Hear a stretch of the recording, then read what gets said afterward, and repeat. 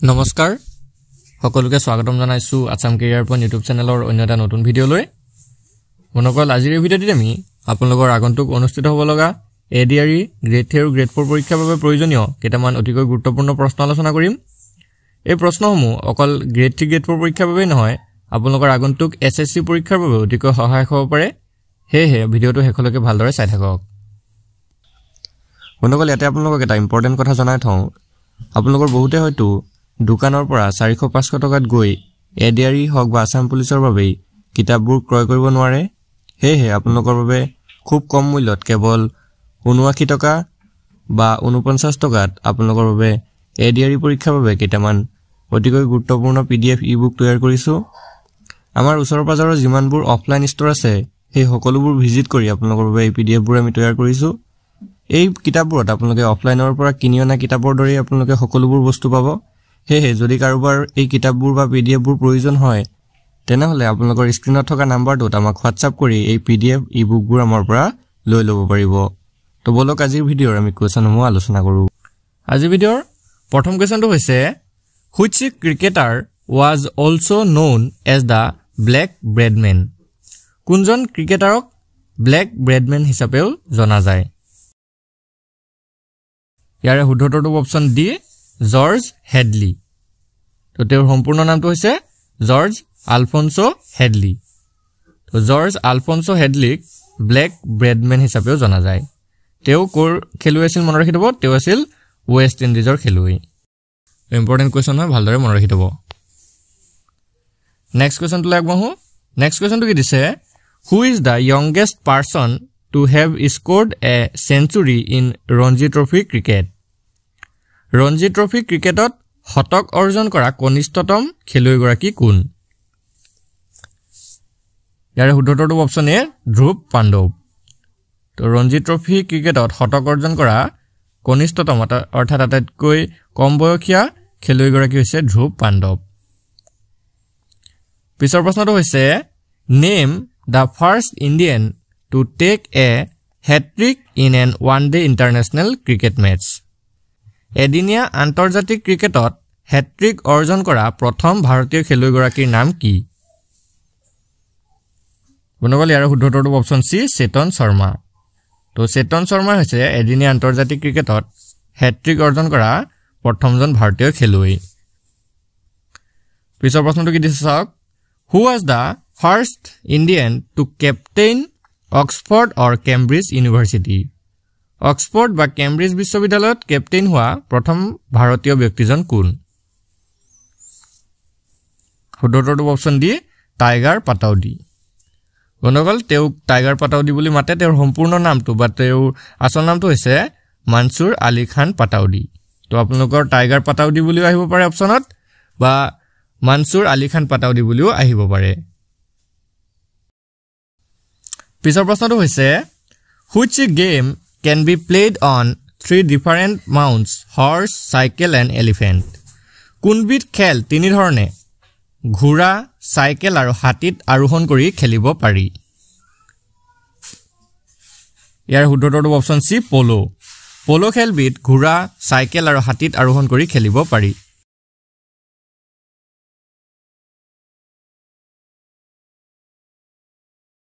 পিছৰ প্ৰশ্নটো হৈছে গ্ৰ্যান্ডমাষ্টাৰ is the highest rank for a chess player what is the rank immediately below তো দবা খেলুৱৈৰ বাবে গ্ৰ্যান্ডমাষ্টাৰ হৈছে উচ্চতম স্থান তো ইয়াৰ পিছৰ নিম্ন ৰেংকটো কি তো ভালদৰে মনত ৰাখিব গ্ৰ্যান্ডমাষ্টাৰটো হৈছে দবা খেলৰ আটাইতকৈ উচ্চ স্থান তো ইয়াৰ নেক্সটত কি স্থান আহে বা দ্বিতীয় স্থানত কিটো স্থান আহে হেতু আমাক সুধিছে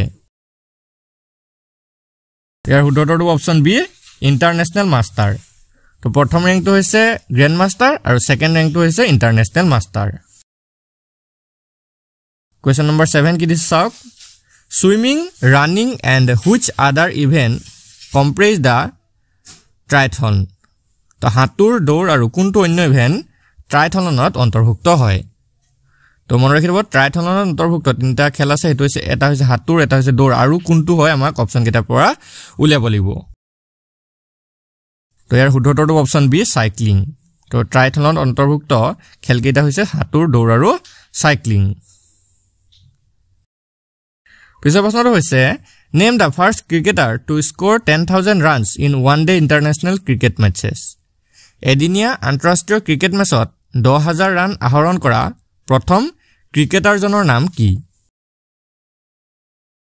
ইয়াৰ উত্তৰটো অপচন সি শচীন তেণ্ডুলকাৰ। এদিনীয়া আন্তঃৰাষ্ট্ৰীয় ক্ৰিকেটত 10,000তকৈ অধিক ৰান শচীন তেণ্ডুলকাৰে সংগ্ৰহ কৰিছিল। নেক্সট কোৱেশ্চনটো কি দিছে? Which is the most mobile chess piece? হবাটোকৈ গতিশীল গুটি কোনটো? এটো খুব ইম্পৰ্টেন্ট প্ৰশ্ন হয়। ইয়াৰ উত্তৰটো অপচন বি কুইন অৰ্থাৎ ৰাণী। দবাৰ আটাইতকৈ গতিশীল গুটিটো হৈছে ৰাণীটো। Question number 10 চাওক কি দিছে? Which country was the first to host two World Cup football tournaments? বিশ্বকাপ ফুটবল টুৰ্নামেণ্ট দুবাৰকৈ আয়োজন কৰা প্ৰথম দেশ কোনখন? ইয়াৰ উত্তৰটো অপচন বি মেক্সিকো। মেক্সিকো দেশখনে বিশ্বকাপ ফুটবল টুৰ্নামেণ্ট দুবাৰকৈ আয়োজন কৰা প্ৰথমখন দেশ।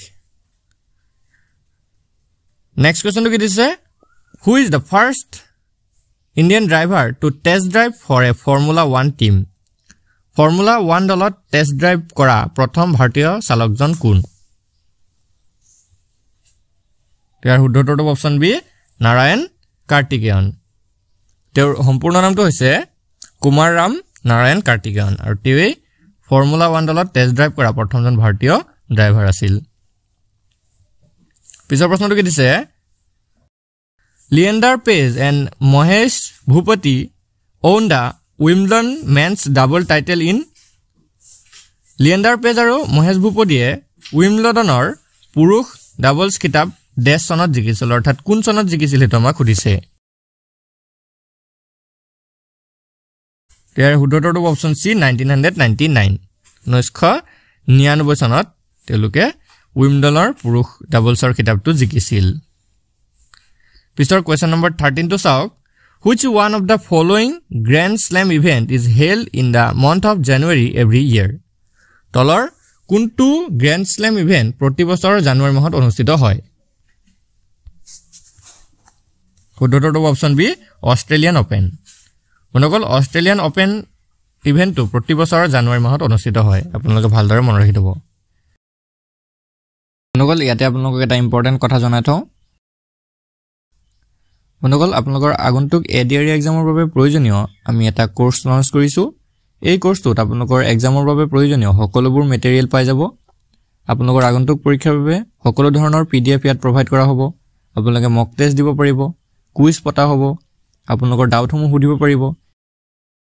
এই সকলোবোৰ সুবিধা কেৱল আপোনালোকে 99 টকাত লাভ কৰিবলৈ আমাৰ ডেসক্ৰিপচনত দিয়া লিংকটোৰ পৰা আপোনালোকে কোৰ্সটো পাৰচেজ কৰিব পাৰিব। আৰু কোৰ্সটোৰ বিষয়ে অধিক জানিবলৈ আপোনালোকৰ স্ক্ৰিনত থকা নাম্বাৰটোত কন্টেক্ট কৰি আমাৰ পৰা সকলো তথ্য আপোনালোকে লাভ কৰিব পাৰিব। তো বলক এতিয়া আমি নেক্সট কোৱেশ্চনসমূহ ডিসকাস কৰো।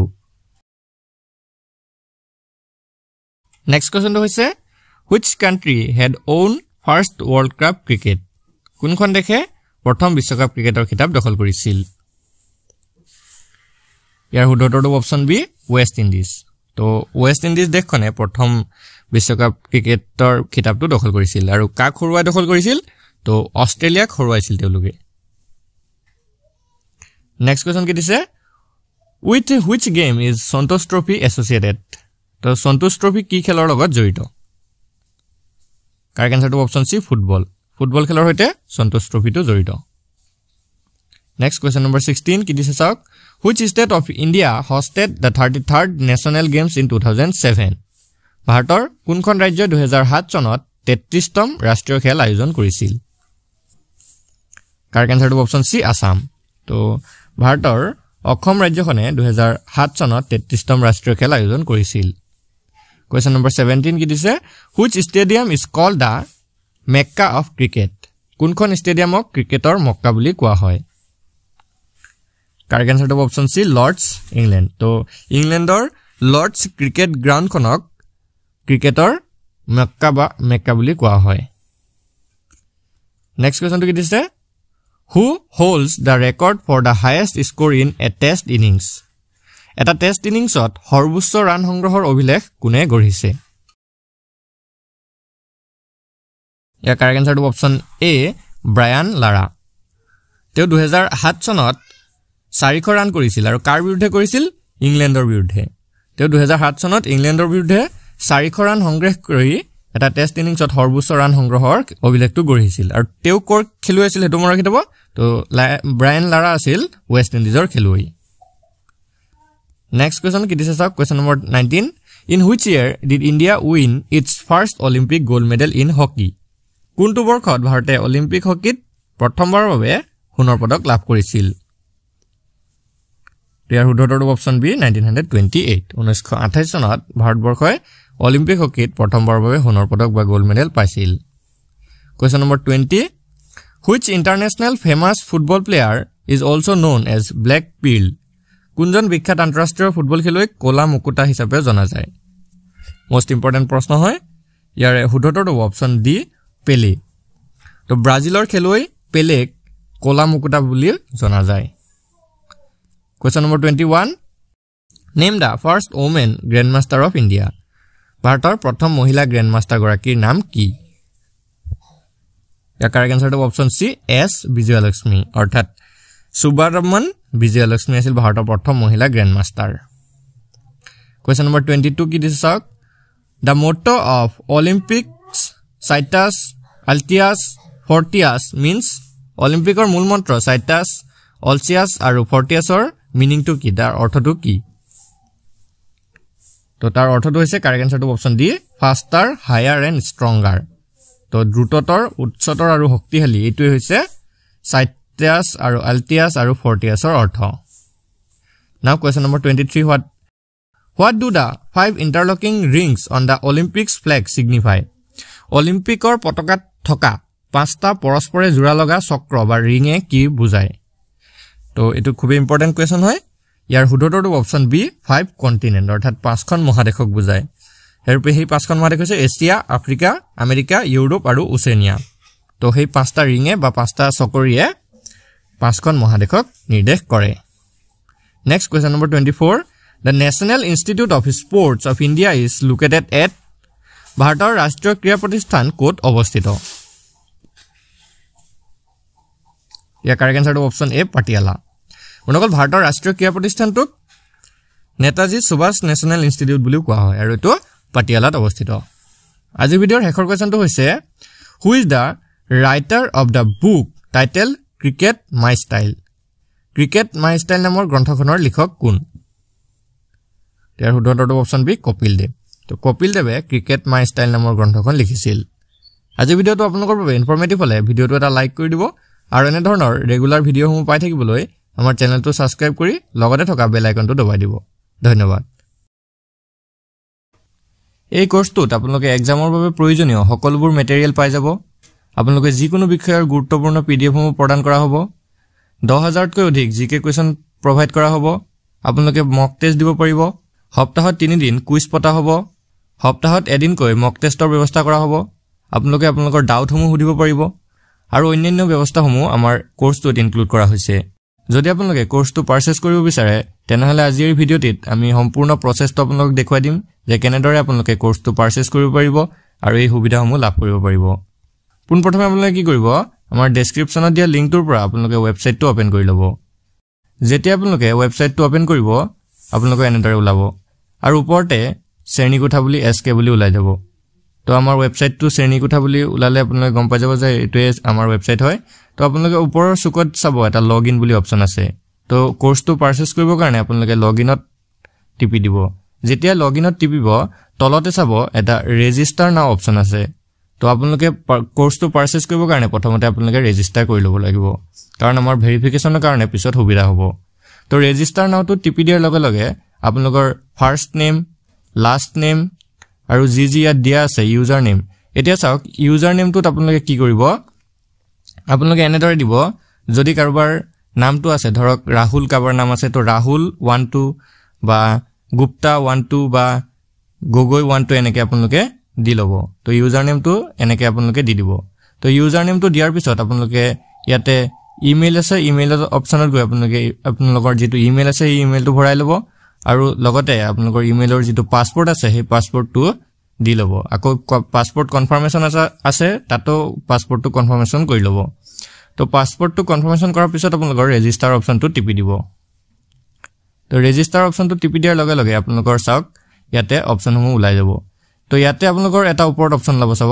এসকে বুলি এসকে ওপৰত যেটো লোগোৰ নিচিনা আছে ন সেই লোগোটোত আপোনালোকে টিপি দিব তো এই লোগোটো টিপি দিয়াৰ লগে লগে আপোনালোকৰ এনে ধৰণৰ এটা পেজ খুলি যাব তো এই পেজটোত অলপ তলত যদি আহে আপোনালোকে দেখি পাব ADRU 2.0 আৰু তাৰ তলতে এটা আমাৰ কোৰ্সটো ওলাই আছে 99 টকাৰ তো তাতে ওচৰত এটা এডেড টু বাস্কেট আছে এই এড টু বাস্কেটটোত আপোনালোকে টিপি দিব এড টু বাস্কেটটো টিপি দিয়াৰ লগে লগে ভিউ বাস্কেট বুলি ওলাব তো তাতে ভিউ বাস্কেটত টিপি দিব ভিউ বাস্কেটত টিপাৰ লগে লগে আপোনালোকৰ চাব এটা অপচন লাব প্ৰসিড টু চেক আউট তো মই দেখুৱাই দিছো চাওক প্ৰসিড টু চেক আউটত টিপি দিব প্ৰসিড টু চেক আউটত টিপাৰ লগে লগে আপোনালোকৰ এনেকুৱা এটা ওলাব তো আপোনালোকৰ ইমেইলটো আহি যাব আৰু আপোনালোকৰ সম্পূৰ্ণ এড্ৰেছটো যেটো বিলিং এড্ৰেছ আছে অৰ্থাৎ আপোনালোকৰ এড্ৰেছ আছে সেই এড্ৰেছটো ফুল কৰি ল'ব তো এড্ৰেছটো ফুল কৰাৰ পিছত লাষ্টত আপোনালোকৰ ফোন নম্বৰটো থাকিব হেতু অপচনেল দি আছে কিন্তু আপোনালোকে আপোনালোকৰ যেটো ইউজ কৰা ফোন নম্বৰ হয় সেই ফোন নম্বৰটো দি দিব কাৰণ আমাৰ পিছত ভেৰিফিকেশনৰ কাৰণে সুবিধা হ'ব তো আপোনালোকে ফোন নম্বৰটো দি ইয়াত আপোনালোকে তলতে এটা টিক মাৰ্ক আছে সেই টিক মাৰ্কটোত মাৰি প্ৰসিড টু পেমেন্ট মাৰি দিব তো প্ৰসিড টু পেমেন্ট মাৰাৰ লগে লগে আপোনালোকৰ এনেকুৱা এটা পেজ খুলিব আৰু সেই পেজটোত আপোনালোকে এটা ভুল নকৰিব যিকিটা তলত অপচন দি আছে Google pay phone pay Paytm আদাৰ সেইখিনিত আপোনালোকে কেতিয়াও ক্লিক নকৰিব কাৰণ হেতুৰ পৰা আপোনালোকে পেমেন্টটো কৰিব নোৱাৰিব যেটো এটা কিউআৰ কোড ওলাইছে সেই কিউআৰ কোডটো আপোনালোকে স্ক্ৰিনশ্বট মাৰি ল'ব আৰু কিউআৰ কোডটো স্ক্ৰিনশ্বট মাৰি আপোনালোকৰ ফোন পে হওক বা গুগল পে হওক বা পেটিএম হওক তাৰ পৰা আপোনালোকে সেই 99 रुपीसটো পে কৰি দিব তো যেতিয়া পে কৰি দিব পে কৰাৰ পিছত আপোনালোকে এটা পেমেন্টৰ স্ক্ৰিনশ্বটটো ৰাখি ল'ব আৰু আপোনালোকৰ যেটো পেমেন্ট ৰেফাৰেল আইডি আছে সেই আইডিটো আপোনালোকে কপি কৰি ল'ব তো কপি কৰাৰ পিছত এতে যেতিয়া আপোনালোকে আকৌ ৱেবসাইটটোত আহিব ইয়াতে আপোনালোকৰ নেক্সট প্ৰসেসটো হ'ব এনেকুৱা নেক্সট প্ৰসেসটোত আপোনালোক কি দেখুৱাব ইয়াতে আপোনালোকৰ এটা অপচন আহিছে যে আপোনালোকৰ যেটো 12 ডিজিট ট্ৰানজাকচন আইডি আছে সেই আইডিটো ইয়াত ফিল কৰিব আৰু তলত এটা চুজ ফাইল বুলি আছে দেখিছে সেই চুজ ফাইলটোত আপোনালোকে যেটো স্ক্ৰিনশ্বট মাৰিছিলে পেমেন্টৰ সেই স্ক্ৰিনশ্বটটো ভৰাই দিব তো স্ক্ৰিনশ্বটটো ভৰাই দিয়াৰ লগে লগে আপোনালোকৰ কোৰ্সটো পাৰচেজ হৈ যাব তো পাৰচেজ হোৱাৰ পিছত আপোনালোকে সম্পূৰ্ণ বস্তুটো চাব পাৰিব কোৰ্সৰ যিখিনি বস্তু আছে সম্পূৰ্ণ পিডিএফ হক মক টেষ্ট হক এই সম্পূৰ্ণ বস্তুখিনি আপোনালোকে লৈ ল'ব পাৰিব তো এনেদৰে আপোনালোকে আমাৰ কোৰ্সটো পাৰচেজ কৰি ল'ব পাৰিব মনগল আশা কৰিছো আজি ভিডিওটো আপোনালোকৰ বাবে ইনফৰমেটিভ হৈছে আৰু আমাৰ কোৰ্সটো ইমান কম মূল্য ৰখাৰ উদ্দেশ্যটো এটো হৈছে যে সকলো ছাত্ৰ ছাত্ৰীয়ে বা যিসকলে এডিআৰই পৰীক্ষাৰ বাবে প্ৰস্তুতি চলাই আছে তেওঁলোকে সকলোৱে যাতে এই কোৰ্সটো ল'ব পাৰে আৰু তেওঁলোকেও যাতে পৰীক্ষাত ভাল সফলতা দেখুৱাব পাৰে তাৰে উদ্দেশ্যৰে আমি কোৰ্সটো ইমান কম মূল্য ৰাখিছো আপোনালোকৰ কোৰ্সটোৰ বিষয়ে যদি কিবা ডাউট থাকে বা কোৰ্সটো পাৰচেজ কৰিব পৰা নাই তেনেহলে স্ক্ৰিনত দিয়া নাম্বাৰটোত আপোনালোকে কন্টাক্ট কৰিব পাৰে বন্ধুসকল আজি ভিডিওটো ইনফৰমেটিভ হলে ভিডিওটো এটা লাইক কৰি দিব আৰু এই কোৰ্সটোৰ বিষয়ে আপোনালোকৰ বন্ধু-বান্ধৱীৰ সৈতে শেয়াৰ কৰি দিব ধন্যবাদ